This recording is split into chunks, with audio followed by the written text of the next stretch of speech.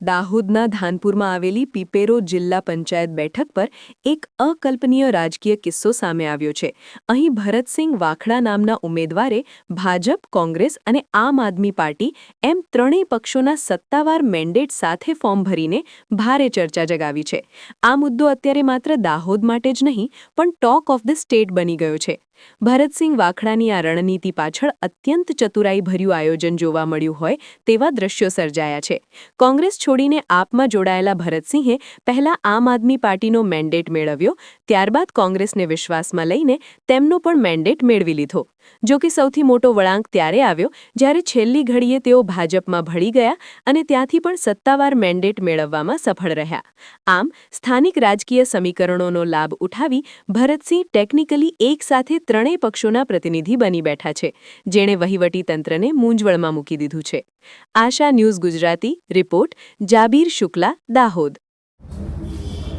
દેશના યશસ્વી વડાપ્રધાન શ્રી નરેન્દ્રભાઈ મોદી સાહેબ, માનનીય શ્રી આપણા ગૃહમંત્રી દેશના અમિતભાઈ શાહ સાહેબ, આપણા ગુજરાતના મુખ્યમંત્રી શ્રી ભૂપેન્દ્રભાઈ પટેલ સાહેબ, આપણા ઉપમુખ્યમંત્રી હર્ષ સંઘવી સાહેબ, આપણા પ્રદેશ પ્રમુખ શ્રી જગદીશ પંચાલ સાહેબ, આપણા અહીંયાના દાહોદ જિલ્લાના સાંસદ શ્રી જસવંતસિંહ ભાભોર સાહેબ હોય કે આપણા દાહોદ જિલ્લાના પ્રમુખ શ્રી સ્નેહલભાઈ ધરિયા હોય કે અહીંયાના અમારા દેવગઢ બારિયાના વિધાનસભાના ધારાસભ્ય શ્રી અને માજી મંત્રી શ્રી બચુભાઈ ખાબડ સાહેબની રૂબરૂ આજે હું ભારતીય જનતા પાર્ટીમાં જોડાયેલો જ હતો અને મેં મેન્ડેટ માંગ્યું હતું, મને ટિકિટ આપી અને મેં ફોર્મ ભર્યું।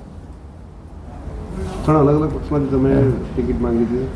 એમાં સર એવું હતું કે મને વિશ્વાસ નહોતો, કોઈક આપે નહીં આપે એટલે મેં માંગી હતી, બાકી અને ફોર્મ એ ભરી હતું। આજની હવે શું પરિસ્થિતિ છે? આજની પરિસ્થિતિ એવી કે મેં ભારતીય જનતા પાર્ટીનું વિધિવત મારું ફોર્મ મંજૂર પણ થઈ ગયું છે અને ભારતીય જનતા પાર્ટીમાંથી પીપેરો 37 જિલ્લા પંચાયતની ચૂંટણી લડીશ। કોંગ્રેસને આપે પણ મેન્ડેટ આપ્યું છે, એ ફોર્મ મંજૂર થયા છે કે રદ થયા? એ તો મેં સોગંદનામું કરીને રદ કરાયા છે। ઓકે।